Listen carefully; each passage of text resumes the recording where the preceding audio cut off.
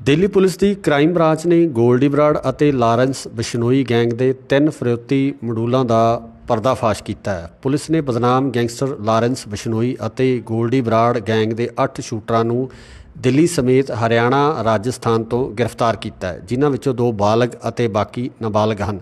Police ਨੇ ਦੱਸਿਆ ਕਿ ਦੋਵੇਂ ਬਦਮਾਸ਼ ਇਸ ਕੰਮ ਲਈ ਆਪਣੇ ਗੈਂਗ ਦੇ ਨੌਜਵਾਨਾਂ ਨੂੰ ਵਰਤ ਰਹੇ ਸਨ ਤੇ ਇਸ ਮਾਮਲੇ 'ਚ ਕਾਰਵਾਈ ਕਰਦੇ ਹੋਏ ਕ੍ਰਾਈਮ ਬ੍ਰਾਂਚ ਨੇ ਕੁੱਲ 8 ਲੋਕਾਂ ਨੂੰ ਗ੍ਰਿਫਤਾਰ ਕਰਕੇ 6 ਹਥਿਆਰ ਬਰਾਮਦ ਕੀਤੇ ਨੇ। ਗੋਲਡੀ ਬਰਾੜ, ਲਾਰੈਂਸ ਬਿਸ਼ਨੋਈ ਗੈਂਗ ਦੇ ਮੈਂਬਰ ਫਿਰੌਤੀ ਲਈ ਨੌਜਵਾਨਾਂ ਦੀ ਵਰਤੋਂ ਕਰ ਰਹੇ ਸਨ। Special commissioner crime branch Ravinder Kumar Yadav ਮੁਤਾਬਕ ਅਮਰੀਕਾ 'ਚ ਬੈਠੇ ਗੋਲਡੀ ਬਰਾੜ ਅਤੇ ਸਾਬਰਮਤੀ ਜੇਲ੍ਹ ਦੇ ਵਿੱਚ ਬੰਦ ਲਾਰੈਂਸ ਅਤੇ ਉਸਦੇ ਭਰਾ ਅਨਮੋਲ ਬਿਸ਼ਨੋਈ ਦੇ ਨਿਰਦੇਸ਼ਾਂ ਤੇ ਇਹਨਾਂ ਸ਼ੂਟਰਾਂ ਨੇ ਫਿਰੌਤੀ ਦੀ ਰਕਮ ਨਾ ਦੇਣ ਅਤੇ ਦਿੱਲੀ ਦੇ 3 ਵੱਖ-ਵੱਖ ਕਾਰੋਬਾਰੀਆਂ ਦੇ ਘਰਾਂ ਤੇ ਗੋਲੀਆਂ ਚਲਾਈਆਂ। ਲਾਰੈਂਸ ਨੇ ਪਹਿਲਾਂ ਵੀ 3 ਤੋਂ ਮੋਟੀ ਰਕਮ ਦੀ ਮੰਗ ਕੀਤੀ ਸੀ। ਪੈਸੇ ਦੇਣ ਤੋਂ ਇਨਕਾਰ ਕਰਨ ਤੇ ਗੋਲੀਆਂ ਚਲਾਈਆਂ ਗਈਆਂ।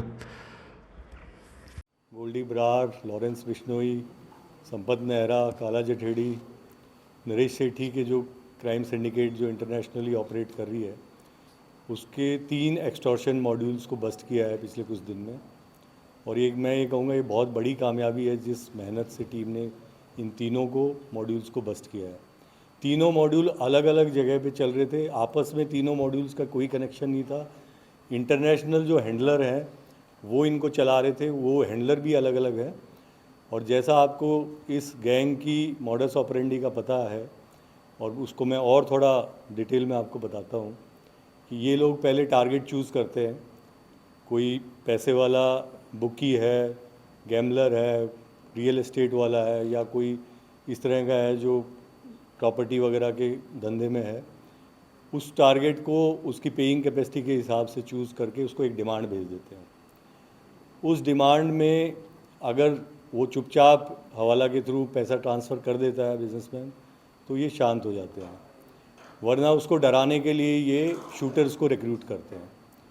तो शूटर जो रिक्रूट करते हैं उनमें ज़्यादातर जुवेनाइल बच्चे होते हैं, 15 से 20 साल के, और ये सब गांव के लड़के होते हैं जो हरियाणा, राजस्थान, दिल्ली के देहात के लड़के होते हैं। उनको ये बुला के और अलग अलग जगह पे ठहराते हैं, जहाँ पे किसी को ये नहीं पता होता कि कौन इनका इंतज़ाम कर रहा है, कौन इनको हथियार सप्लाई कर रहा है, कौन बाइक सप्लाई कर रहा है। तो इनको आगे आगे कि वहाँ पे आप पहुँचो और वो आगे के डायरेक्शन वहाँ पे मिलेंगे। इस तरह से ये चेन चलती जाती है। और फिर ये उसके जो कंप्लेनेंट या जिससे फिरौती मांगी गई है उसके घर पे या ऑफिस में या बिज़नेस पे फायर करवाते हैं। उस फायर में खिड़की पे, शीशों पे, दरवाजे पे, सीलिंग पे, कहीं पे भी फायर हो सकता है, उसके अंदर एक दहशत का माहौल क्रिएट करने के लिए। और फिर से एक इंटरनेशनल कॉल आता है कि अभी भी अगर पैसे नहीं देने तो अंजाम ठीक नहीं होगा। उस कॉल में लॉरेंस बिश्नोई, गोल्डी बराड़ वगैरह का नाम रहता है कि उस गैंग के मेंबर इसके लिए फिरौती मांग रहे हैं। और उसके बाद ये एग्ज़िट कर जाते हैं। लड़के जहाँ पे फायरिंग कर रहे हैं वहाँ से सैकड़ों किलोमीटर दूर से आते हैं, उस इलाके से उनका कोई संबंध नहीं होता। वो रैकी करते हैं, फायर करके चले जाते हैं, और फिर उनका सीसीटीवी फुटेज में भी पहचानना उनको मुश्किल हो जाता है। तो मेरी आपसे मीडिया के माध्यम से ये अपील भी है कि जो हमारा यूथ है, जो हमारे युवा हैं, उन तक ये संदेश पहुँचाया जाए कि ये एक ट्रैप है जिसमें इन लोगों को लालच दे के कि तुम गैंग के मेंबर बन गए। गैंग के मेंबर बनने से क्या होता है? गैंग का भविष्य के मेंबर का भविष्य तो अंधकार में ही है। या तो थोड़े दिन में कहीं एनकाउंटर होगा या जेल की सलाखों के बीच होगा। उस थोड़े से एक किक लेने के लिए, और वो इस बिना कोई ज़्यादा पैसे वैसे के उसमें मांगे हुए इस गैंग को ज्वाइन कर जाते हैं, और उनको इस्तेमाल किया जाता है, एक्सप्लॉइट किया जाता है कि तुम वहाँ जाके उसको डराओ, उसको डराओ, और फिर उनको अगले टास्क के लिए कहीं और छुपा के रख दिया जाता है। पिछले साल भी जो सिद्धू मूसेवाला और इस तरह के जो बड़े हत्याकांड हुए हैं उसमें भी आपने देखा होगा कि गैंग के अलग अलग मेंबर दूर दूर तक वो वहाँ से वहाँ पहुँच रहा है। वहाँ पे उसको कमरा मिलेगा, कमरे से जब जाएगा फिर थोड़े दिन बाद कहेंगे कि उस खेत में चले जाओ, वहाँ पे उस पेड़ के नीचे हथियार मिलेगा, या वहाँ चले जाओ, वहाँ पे एक आदमी मिलेगा जो बाइक खड़ी होगी, उस बाइक की चाबी वहाँ पे रखी होगी। तो जो इंटरनेशनल हैंडलर है वो एक तरह से कंट्रोल रूम की तरह काम कर रहा है, सबको डायरेक्ट कर रहा है, कोऑर्डिनेट कर रहा है। आपस में इनको कुछ नहीं पता कि इनके साथ क्या कराया जा रहा है। तो ये बहुत ही चिंता का विषय है, जिस प्रकार से ये हमारे जो देहात के युवक हैं वो थोड़े से समय में एक चीप पब्लिसिटी के लिए इसके अंदर शामिल हो जाते हैं, उनको इस्तेमाल किया जाता है, उनको कोई ख़ास पैसा वैसा नहीं मिलता है। पैसा सारा हवाला के थ्रू, जो बड़ा पैसा है वो जो बड़े किंग पिंग बैठे हैं उनके पास जा रहा है, जहाँ पे वो प्रॉपर्टीज़ बना रहे हैं, अपनी एक बहुत ही शानदार लाइफ जी रहे हैं। अब इसमें मैं पहले मॉड्यूल पे आता हूँ, जो डीसीपी अमित और एसीपी उमेश भरतवाल और इंस्पेक्टर राकेश और रामपाल की टीम ने किए। 2 मॉड्यूल इनकी टीम ने बस्ट किए हैं, दोनों ही बहुत ही बेहतरीन काम है। पहला केस सनलाइट कॉलोनी का है, जहाँ पे एक बिजनेसमैन को इन्होंने गोली चलाई, कॉल किए कि भाई 2 करोड़ रुपए की फिरौती चाहिए, और रैकी करके गए ये लड़के, लेकिन साथ वाले घर में गोली मार गए। दोनों घर एक जैसे थे, तो भी उसको पता था कि कॉल मुझे आ रहा है। ये गोली जो साथ वाले घर पे मारी गई है, अप्रैल के लास्ट वीक की बातें हैं, वो मेरे को डराने के लिए गई है। केस दर्ज हुए वहाँ पे 2 सनलाइट कॉलोनी में। उसके बाद जब हमारी टीम को इसमें लगाया गया तो उन्होंने फुटेज वगैरह देख के उसको पीछे से काम करना शुरू किया। फुटेज को देखते हुए हमने देखा कि वो ऑटो में बैठ के जंगपुरा से धौला कुआं आए। धौला कुआं में हमने उस बस को ट्रेस किया। उस बस को, जिस दिन उस बस में जो कंडक्टर था उसकी से पूछताछ हुई, उसने कहा कि मैंने इनको बिलासपुर चौक पे इन तीनों लड़कों को उतार दिया था और वहाँ पे वो ढूंढ रहे थे कि पटौदी का रास्ता या ट्रांसपोर्ट क्या मिलेगा।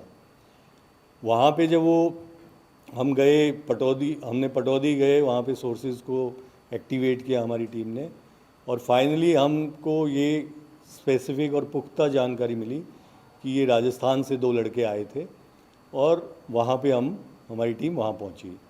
पता चला है दोनों लड़के जुवेनाइल है, एक ने अभी 10वीं के पेपर दिए हैं, एक ने 12वीं के पेपर दिए हैं, और तब से वो वहाँ से गायब हैं, और दोनों ही जुवेनाइल 16-17 साल उनकी उम्र है। तो उसके बाद उन पे काम करते हुए हम पहुँचे, जो ये एरिया है राजस्थान, हरियाणा, पंजाब का, जहाँ पे गंगानगर, अबोर, फाजिलका, सिरसा, जींद वाला, हिसार वाला जो एरिया है, उधर हनुमानगढ़ है, उस एरिया में इनके ठैये थे जहाँ पे इनको ठहराते हैं। वहाँ से फिर इनको बताया जाता है कि वहाँ जाइए, वहाँ पे रैकी करके आइए, और फिर अगली ट्रिप में इनको हथियार दिया जाता है। पहली ट्रिप में जब रैकी की इन्होंने, तब कोई हथियार वगैरह नहीं दिया। इसमें जो 3 लड़के पकड़े गए हैं, उसमें 2 लड़के जो जुवेनाइल हैं वो राजस्थान के थे, और एक लड़का जो मेजर है, मात्र 18 साल का ही है, वो गुजरात से था, जिसका नाम इन्होंने डेविल रखा हुआ था। तो ये 3 लड़के गिरफ्तार होने पे इन्होंने ये पूरा बताया। इसी टीम ने एक और मॉड्यूल को बस्ट किया जो नरेला में फायरिंग करके गए थे। यहाँ पे एक प्रॉपर्टी डीलर जो सोनीपत का रहने वाला था, वो नरेला में लामपुर में एक प्रॉपर्टी डीलर का ऑफिस किए हुए था। उसके ऊपर इसी प्रकार के कॉल आने शुरू हुए, और फिर इन कुछ 2-3 लड़के आए, उन्होंने गोली चला दी। इस बार वो धमकाने की नहीं थी, बल्कि उसके पैर में ही गोली मारी, और साथ में उसका एक साथी बैठा था, उसको भी गोली लगी। तो ये केस भी बहुत सनसनीखेज था, और इन लोगों ने उस पर काम करते हुए बाद में 2 लड़कों को अरेस्ट किया है, और 1-2 लड़कों की अभी तलाश बाकी है। इसमें से भी एक लड़का माइनर है, जुवेनाइल है, और एक लड़का सोनीपत का रहने वाला है। उसके भी सारी कहानी वही निकल के आ रही है कि भाई तुमको रिक्रूट कर लिया हमने गैंग में, तुम आ जाओ, तुम, और कुछ खास पैसा वैसा इनको नहीं मिलता, खाली बस वेपन दे देंगे, वहाँ जाके गोली चला के आ जाइए। और तीसरा मॉड्यूल हमारी NR1 की टीम है, ACP विवेक त्यागी और इंस्पेक्टर पंकज ठाकरान की टीम।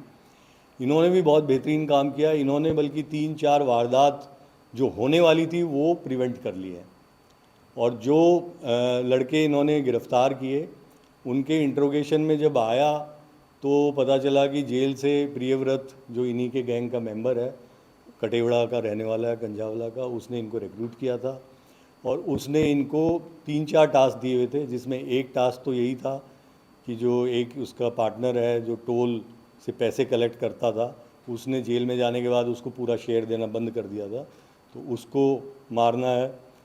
कटेवड़ा में एक शोरूम है, उस पर गोली चलानी है, उससे फिरौती लेनी है, कुछ और भी 2-3 काम इस प्रकार के, इधर एक गाड़ी पे गोली चलानी है। तो इस तरह के काम उनको सौंपे हुए थे, और इन्होंने उनसे 4 पिस्टल रिकवर किए। पूरे इस ऑपरेशन में 6 वेपन और करीब 25 राउंड रिकवर हुए हैं और 8 लोग गिरफ्तार हुए हैं, जिसमें से जैसा मैंने बताया 3 वो जुवेनाइल थे, बाकी ये लोग हैं। तो कुल मिला के मैं फिर से यही दोहराना चाहूँगा कि जो ये इन्होंने मॉडस ऑपरेंडी को कर लिया है कि भाई यहाँ पे ये फिरौती मांगेंगे, पैसा हवाला के थ्रू विदेश में जाएगा, उससे लॉ इन्फोर्समेंट एजेंसीज़ को भी दिक्कत आ रही है उस पैसे की ट्रेल को ट्रैक करने में। और हमारे निरंतर प्रयास हैं FBI और बाकी जो फॉरेन एजेंसीज़ हैं उनके साथ मिलके इनके ऊपर शिकंजा कसा जाए। पिछले दिनों में इन्हीं प्रयास के चलते आपने देखा होगा कि गोल्डी ब्रार भी वहाँ की वांटेड लिस्ट में आ चुका है। और जो बाकी हैं, इस जो पहला केस था सनलाइट कॉलोनी वाला, इसमें लॉरेंस बिश्नोई का जो भाई है अनमोल बिश्नोई, वो उसका ऑपरेशन था। वो खुद लाइन पे आके फिरौती भी डिमांड कर रहा था और आगे इनको डायरेक्शन भी दे रहा था।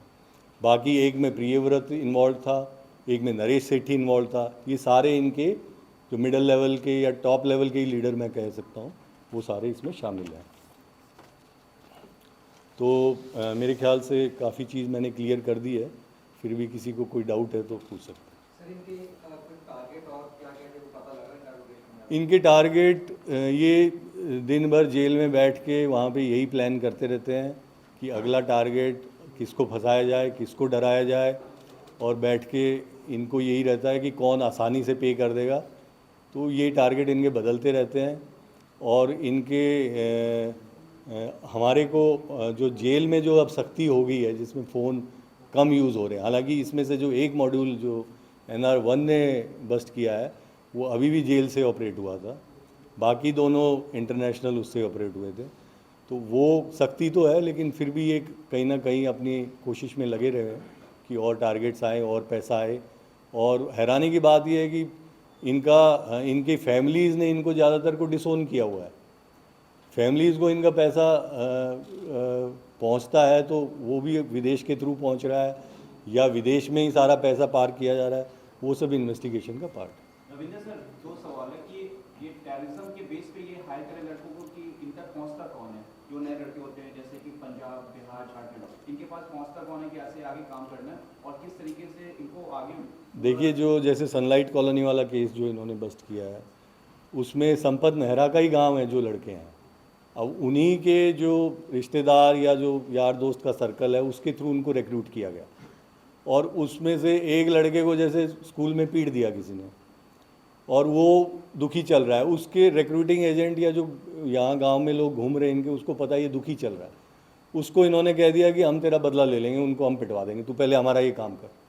मतलब इस तरह से। या कोई छोटे मोटे केस में कोई फंस गया, झगड़े वगड़े के केस में, उसको कह ला हम तेरा वकील का खर्चा कर देते हैं, तुझे वो करा दे, आगे तू हमारा काम कर। तो इस तरह से इनका जो गैंग है उसकी कैपेसिटी और स्ट्रेंथ बढ़ाने का ये काम कर रहे हैं। इसीलिए मैं बार बार ये कह रहा हूँ कि इनको, बच्चों को जो इमेच्योर हैं, जिनको समझ नहीं है कि इसका परिणाम तो ख़राब ही होना है, तुम एक बार गोली चला भी आए कहीं या 2 बार चला भी आए तो क्या निकलेगा उससे? तुम्हें कुछ नहीं मिलने वाला, मिलेगा तुम्हारे आकाओं को, और तुम जो है पूरी ज़िंदगी इसमें परेशान रहोगे कोर्ट कचहरियों में, जेल की सलाखों के पीछे। अनमोल बिश्नोई पहले अरेस्ट हो चुका या वो मूसे वाली को कि अमेरिका बैठा हुआ है? हाँ, वो तो काफ़ी दिन से बाहर ही है और उसका भी कभी ना कभी अंदर आएगा ही, जब कानून के हाथ तो लंबे हैं। ये जो गैंग है सर, ये दिल्ली, हरियाणा, उत्तर प्रदेश और पंजाब, ये सीधा लॉरेंस बिश्नोई, गोल्डी बरार या इधर नीरज भगवाना गैंग से भी इसमें इस तरह से मॉडल है या सिर्फ लॉरेंस? नहीं, इसमें हम नीरज का जिक्र नहीं कर रहे हैं। हम कह रहे हैं पंजाब, चंडीगढ़, हरियाणा, NCR, दिल्ली, राजस्थान, बेसिकली ये एरिया ऑफ ऑपरेशन है। तो सर ये लॉरेंस है, गोल्डी बरार और ये गोगी गैंग के लोग हैं ना एक तरफ से? हाँ, गोगी गैंग जुड़ गया है और भी बहुत छोटे मोटे गैंगों को जोड़ के अपना बड़ा सिंडिकेट बनाने की कोशिश में है और काफ़ी हद तक कामयाब भी हैं।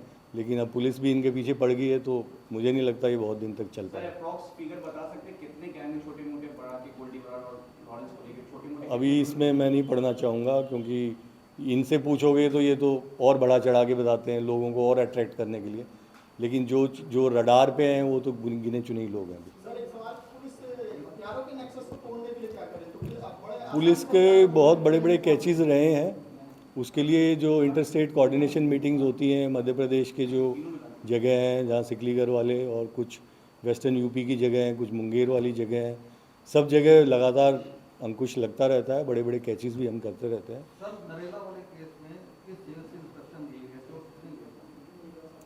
वो प्रियव्रत है, अब जेल नंबर मुझे ध्यान नहीं है, लेकिन वो हमने जेल अथॉरिटीज़ को बताया था और उन्होंने चेक भी किया था, लेकिन तब तक हो सकता है उन्होंने फ़ोन को इधर उधर कर दिया। सनलाइट वाले केस के अंदर वो जो नाबालिग थे उनको कितने पैसे का लगे?